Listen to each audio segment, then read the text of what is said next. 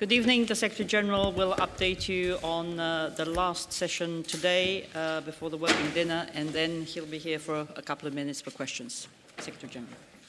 Good evening. NATO's foreign ministers have just met and discussed transatlantic security, European efforts on defense, burden sharing, and also the Intermediate Range Nuclear Forces Treaty. And I will focus on the INF Treaty. All allies have concluded that Russia has developed and fielded a new ground-launched cruise missile system, the SSC-8, also known as the 9M729.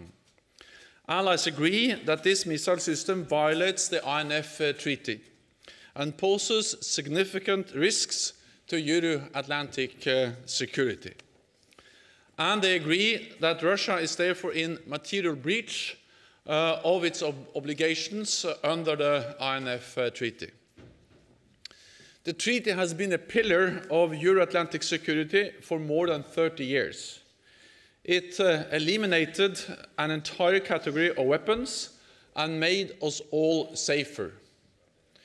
For over 5 years, the United States has made every effort to engage with Russia and to seek answers about the new missile. The US has raised the matter formally with Russia at senior levels more than 30 times. Other allies have raised it with Russia too. We did so a few weeks ago in the NATO-Russia Council here in Brussels. But Russia has continued to produce and deploy the new missile. Russia's violation of the INF Treaty erodes the foundations of effective arms control and undermines Allied security. This is part of Russia's broader pattern of behavior, intended to weaken the overall Euro-Atlantic security architecture. There is no question that the United States fully comply with the treaty. There are no new US missiles in Europe, but there are new Russian missiles in Europe. Arms control agreements are only effective if they are respected by all sides. A situation where the US abides by the treaty and Russia does not is simply not sustainable.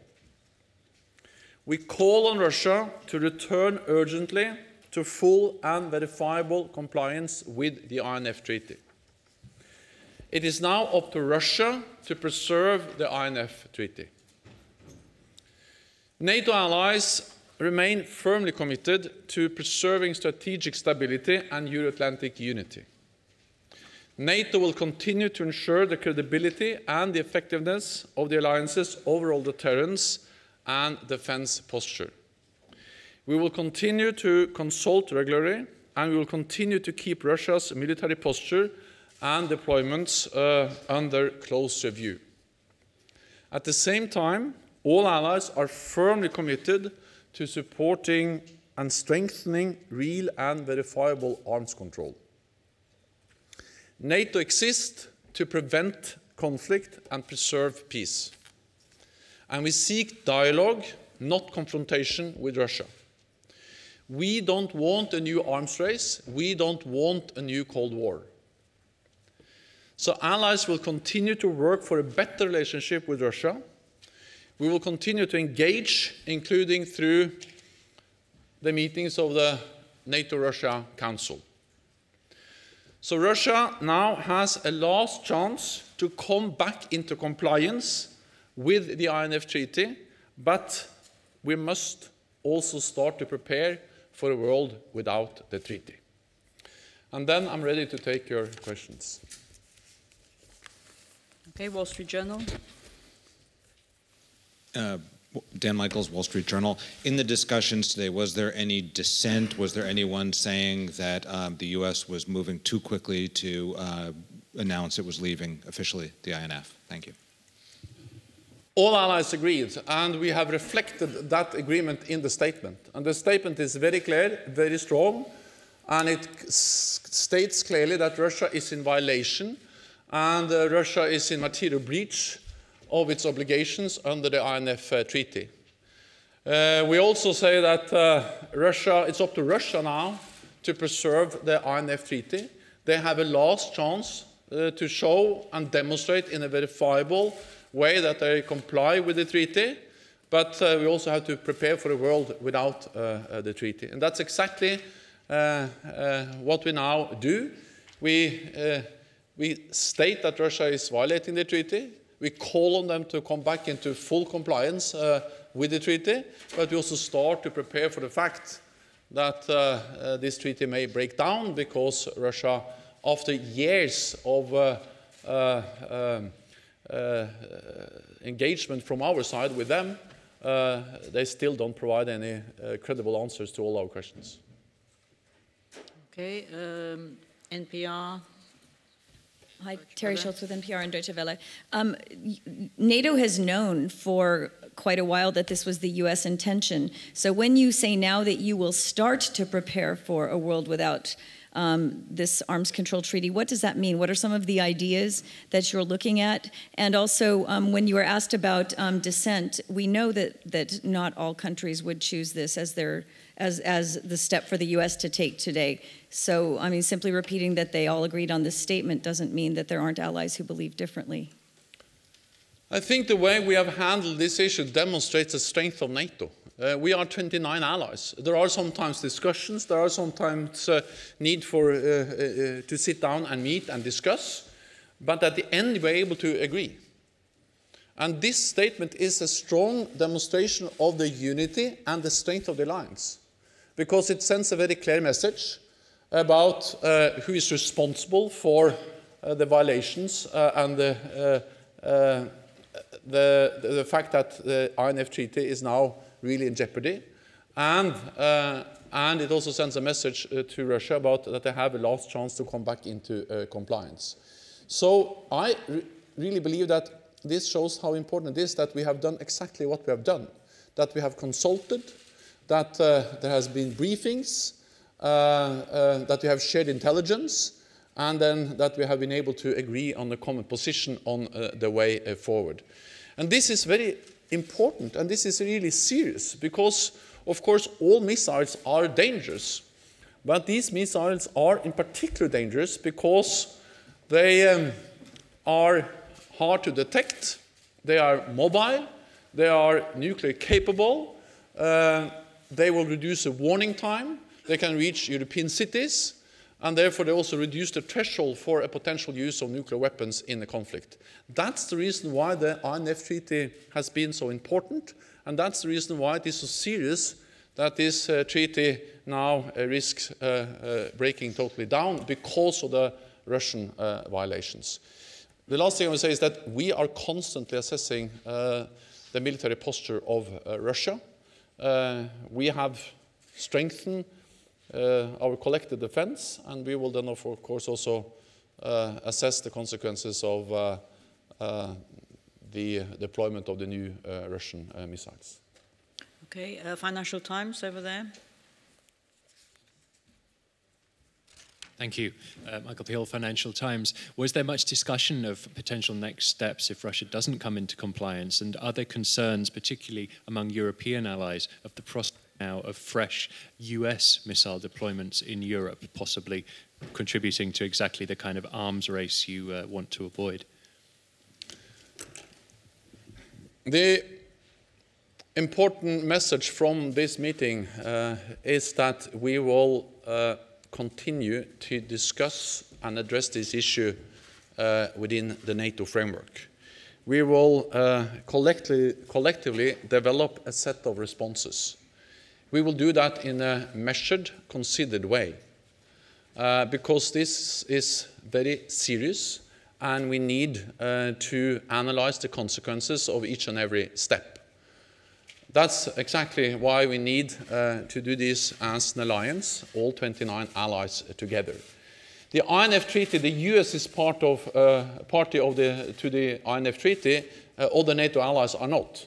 But of course, the consequences of a breakdown of the INF Treaty will be there for all allies. This affects the security of all allies.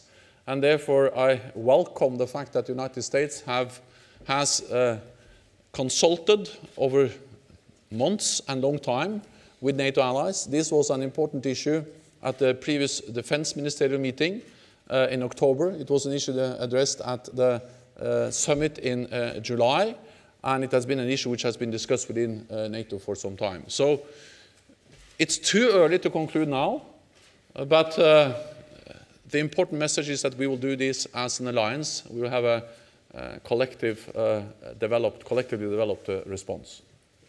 Washington Post, up there. Thank you. Michael Birnbaum from the Washington Post. Mr. Secretary General, you've spoken repeatedly over the years about how the missile deployments of the 1970s and 1980s shaped your perspective as a person and as a politician. I wanted to ask what you feel it means for your legacy as a NATO Secretary General to preside over an era that likely does see the end of the INF Treaty. Thank you. I regret that we now most likely will see the end of the INF Treaty. But at the same time, we don't have any other alternative than to react in the way we do. Because we have to remember that no arms control agreement will work if it's only respected by one party. And the problem with the INF Treaty is that the United States is in compliance while Russia is violating the treaty. And that's not only a problem for the INF Treaty, but that's a problem for all other arms control treaties. Because if we accept violation of one treaty, then we also undermine the credibility of all the other arms control treaties. So this is part about trying to defend the INF Treaty, but also about trying to defend the whole idea of verifiable arms control.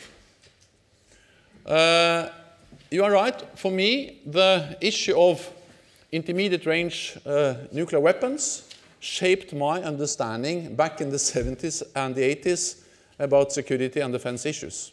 I think it shaped a whole generation of young politicians, especially in Europe.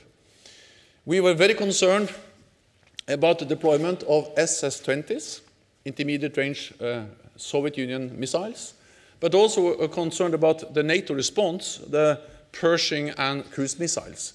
Therefore, we all really welcomed, and we really felt that the world was moving forward when the Soviet Union and the United States in 1987 agreed on the INF Treaty. And this was the first treaty that didn't only put a ceiling on the number of weapons or reduce the number of weapons, but actually banned all weapons, abolished the whole category of weapons. So therefore, this was really arms control at its best. And therefore, it is really a big setback if this treaty now breaks totally down. And therefore, we call on Russia to use this last chance to come into compliance.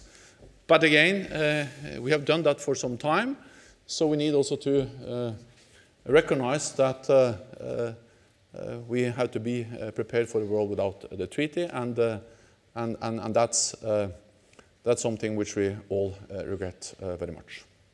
Reuters, first row. Thank you, Robin Emmett from Reuters. Secretary General, do you have any idea what the diplomacy during the next 60 days could entail?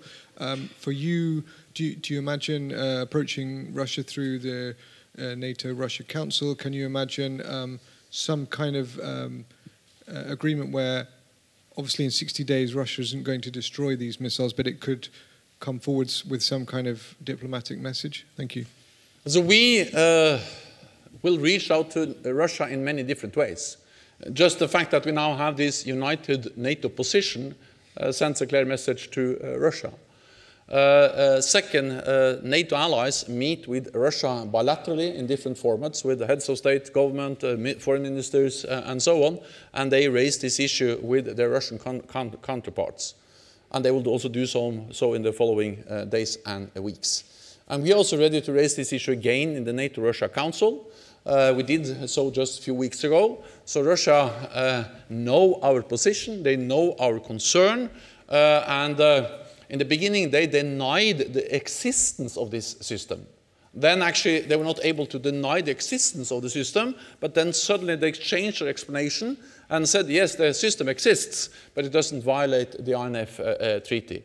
But we are ready, of course, and to talk to Russia. We did that in the NATO-Russia Council. We are ready to do it again. But I think this is actually not so much a question of how many meetings we will have with Russia, because they very well know our position. This is about whether Russia wants to preserve the INF treaty. If they so want, they can comply with the treaty. If not, then this treaty will not survive. Okay, we'll go to the last row. Yeah, over there. Lady from the Tanya Midowska, Macedonian Press Agency, Secretary General. The Greek Alternative Minister for Foreign Affairs said that he raised the issue of the Macedonian Prime Minister's statement saying that it's not in the spirit of the Prespa agreement. Can you confirm that Mr. Katrougalos raised this issue with you? And if yes, is this a problem for Macedonia's prospects and membership in NATO? Thank you. So I had a very good discussion and meeting with the Greek alternate foreign minister, tomorrow we will also have a meeting where we will address the Western Balkans, including the name agreement between Athens and Skopje. We strongly welcome the progress we have seen. We welcome the name agreement, and we really hope that the name agreement will be fully implemented.